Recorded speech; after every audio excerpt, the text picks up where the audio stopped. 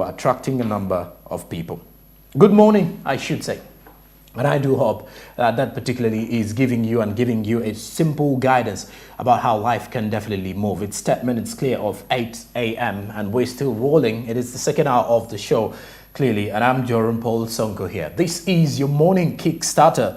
And tell you what, we entirely do this Monday to Friday from 7 a.m. to 10 a.m. giving you business information as it ought to be. Information regarding business matters that you definitely want to kickstart off your morning. Now, as we are into the second hour, like I did mention, we have an update, and this particular one is coming in from the Ministry of Agriculture, Animal Industry and Fisheries. Pretty much earlier, if you're to break down a bit of what has been happening by the Ministry of Agriculture, really been pushing for strategies in mechanizing the agricultural sector. Remember, with the national budget, some of the key themes of the national budget this very year is to look at subsistence agriculture, or to create agriculture that makes it easier for Ugandans to make more money off of it. Now, when you look at a breakdown of some certain things here, yesterday in Kampala, the Minister of Agriculture, Animal Industries and Fisheries set out a plan to mechanize the agriculture sector by delivering tractors to two different farmer groups, one in Karenga and Karamoja, and then the other was going to Bugweli to improve on production capacity.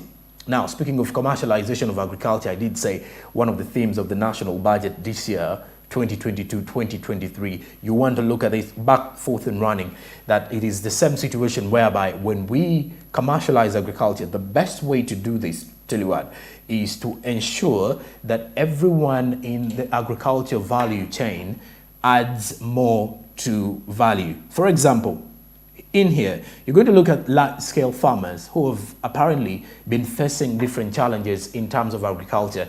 They lack a lot of, for example, in terms of value addition, then others lack market in the agricultural sector. And clearly, this is where the build-up comes from. So by looking at mechanization in agriculture, because now when you look at a large-scale farmer, you would choose modern agriculture tools as the best way to see that you continue to do a large-scale crop situation or agriculture in that regard. Now, the ministry, the State Minister for Agriculture, Frank Tumweba, has indicated that mechanism increases agriculture production. And he further stated that 34.4% of land is utilized where 65.6% is still redundant. And this can only be resolved through improved mechanization. And in this particular report, I will tell you, we are looking at strongly how these farmer groups in the regions I mentioned, Karenga, that is Karamoja. Karamoja is actually facing some issues to do with famine, by the way.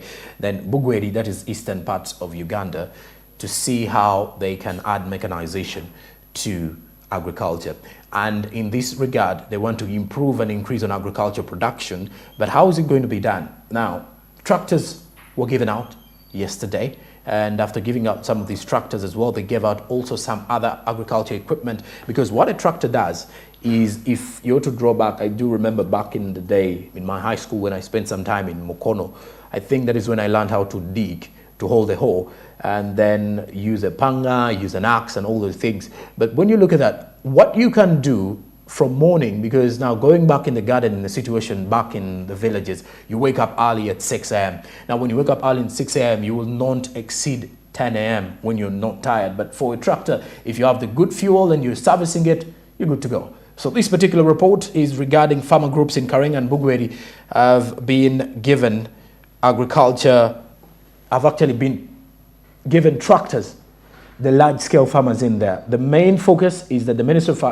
Agriculture, Animal Industry and Fisheries is focusing on the mechanization of the agricultural sector. Let's have more of this particular update. I'll be right back. Good morning. This is a strategy that emphasizes two things. One, recognition that many of our farmers are smallholder farmers. So enabling them through appropriate technology to produce high-value crops and commercialize agriculture. But the second part of that strategy is to give large-scale farmers, enable large-scale farmers, or groups of small-scale farmers appropriate mechanizational technologies to enable them scale up their production. These tractors are part of that strategy. We are giving these tractors so that we can help people, because a tractor can plow 2.5 acres per hour. That means if you have these 2 tractors right there in one day, 2.5 times 8, that is how much? Those of you who did arithmetic. 20 acres. That means in one day you can do 40 acres. In 1 week, you can do 140 acres. In 2 weeks, you can do 280 acres. This is really a game changer. But not only that, these tractors are linked with harrows. They have PTO shafts, so you can link them with threshers. We can link them with many other issues. You can use them for pumping water. You can use them for many, many other things. And so, we shall continue with this strategy, spearheaded by our minister, in order to commercialize agriculture, in order to ensure that everybody who is involved in agriculture can actually scale up their production. But we shall also ensure that we scale up our capacity to help these people not to lose their product once they have cultivated and once we have harvested. A women group, and it's called Napore Entrepreneur Women Group. They are an organized group. They are about 51 in number, and they do agriculture. And they came to the vice president in May. They came to visit the vice president, and they were taken to Kaumu farm, the farm of the president. And when they moved around and saw, they asked the vice president, say, Mama, can you support us also? We are women like you, and we are doing agriculture. Actually, Honorable Minister, they're growing sunflower, simsim, granules, maize, and beans. And they're doing it with their own hands because they did not have the tractor. But we are very happy now today they are going to get the tractor. And I know in the next year, because our season is only one, and the season has already passed. But I know in the next year, they are going to grow more of the crops I've told you, and I will be seeking your support to get us market. As we talk now, they have 150 acres of sunflower. Honorable Minister, you told me I should come with one of my leaders from the district. And I'm happy that I came with my chairperson. He's the chairperson of Karenga Town Council. And he's by name Abach Peter. He's a very, very seasoned leader. He has been in that post for over 20 years. So even if I'm not there, I was asking your engineer that you just link with him. You call him, he will give you all what you need about Karenga. So, Honorable Minister, I know we are going to cabinet. It's not my day, but I want to thank God and I want to thank you. I want to thank this government of NRM for all what it's doing. I know by Saturday we shall be handing over the tractor to the women, and I will bring you their regards. Thank you so much. Opening more land. So I want to thank the women of Karenga, and I want to pledge here that I am not only going to stop at giving you a tractor, I will come to visit the gardens of the women.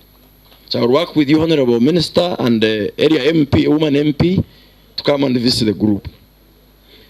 What the women group now, the concept they bring in, you see, we give these tractors to farming entities that are able to use them and maintain them. It is always difficult for a smallholder to maintain a tractor, or sometimes a smallholder of 1 acre or less than an acre may not even need a tractor. But now the concept of the women group brings in also smallholder farmers into the equation. When they are able to gather and join their plots, you see the strategy. I guess each of those women may have like an acre or two.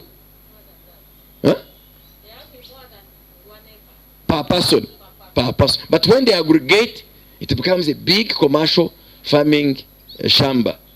So I encourage smallholder farmers whose gardens are next to each other, especially in areas that are easily tractable, let's say north, northeastern, West Nile. You can gather young people, women, even men. You can gather and say you have 3 acres, you have 4, you have 5, you have 6. So in total, if you make 30, you are as good as the other big commercial farmer. And Maaif is deliberately registering those farming entities, churches, religious institutions, schools with big land that are willing to put it into production. That's how we shall feed the country, feed the region, and the international markets sustainably. Then, of course, productivity now will involve use of fertilizer. We are trying to work with the Narrow to build the capacity of Narrow to solve the issue of alternative fertilizer, organic fertilizer. So that farmers, because buying imported fertilizer is very, very expensive. But even before talking of imported fertilizer or organic fertilizer, even with our natural God-given environment, if people cultivated the way they've been doing, yes, the yields may not be as expected agronomically, but what they will get is still good enough to sustain the homes and feed the region. Because we've been feeding anyway on the products, on the produce of the small whole person for a long time. This small whole person, digging. 1 hour, you are tired, you withdraw, evening, you dig. That small lady you see as you drive digging, it is that effort that has been feeding the country for many years. But now that perhaps we see diminishing, the whole cannot do much, that's why we are bringing in what the engineer called precision tools. Precision tools to help you produce in a predictable and precise manner. And to add on the precision tools, God willing, if the budget increases, we shall also aggressively, I think next time, our plan, if Ministry of Finance supports us, we shall not be giving a tractor loan. We can be giving a motorable pump, for irrigation, on farm. We no longer need to spend large amounts of money on big irrigation schemes that sometimes become white elephants. Just on farm, a motorable on farm irrigation, which can serve like a parish, let's say 10 to 20 people. They pump. That's the strategy we have. We want, because you see, the agricultural practitioners or the farmers, they are not academicians. They don't debate and follow procedure. They want to work. So that's why for us you may say, but you're giving tractors all the time. What else are you doing? There is nothing else. It is for producing food, and unless we are told another form of producing other than digging, we will still be sticking to what is traditional known. So as you know, Bugweli is purely an agricultural constituency. We do a lot of rice, we do a lot of beans, we do a lot of maize and so on. And we are moving away from the rudimentary whole agriculture. If the minister can organize for us and get us an equipment to enhance production and then also to till the land. You know, using a hand hoe to till land for a family is very tedious. But if you have an equipment like this, you know that you'll increase production, and I think it is just the beginning. This country basically is an agricultural country, and if we cannot modernize agriculture, adopt better methods of farming, then we shall be trying to do peasant agriculture, and that will be for purely food crop. But if we move to modernizing and mechanizing agriculture, then we increase the production and we produce for the market. And then our people can move away from the peasant agriculture to producing for the market, and they get some income. So really, I laud the Minister of Agriculture. This is one of those steps taken towards modernization of agriculture, and it helps, especially with the parish development model coming. And if you have equipment like this, then it becomes easier for the farmers to utilize land for maximum productivity. So I'm really very grateful to the Minister of Agriculture. And I would encourage the Minister to continue doing this sort of thing. It helps our people to move away from peasant agriculture to agriculture for the market. The major one challenges was the tools for production, which we had a big problem because we used to use traditional tools of production. That means annual. We used to use maybe oxen and other things, which the production was not, compared to the number of land open, was not equivalent to what we needed. But when we are given this equipment, that will help us till land, arrow, and prepare land very well. We shall be able to increase the acreage and also improve the quality and the quantity of food produced for the family. So this is very, very good for them to do. Other one going 1 acre, you dig for 1 week, 1 month, digging 1 acre only. But this one you can be able to till enough.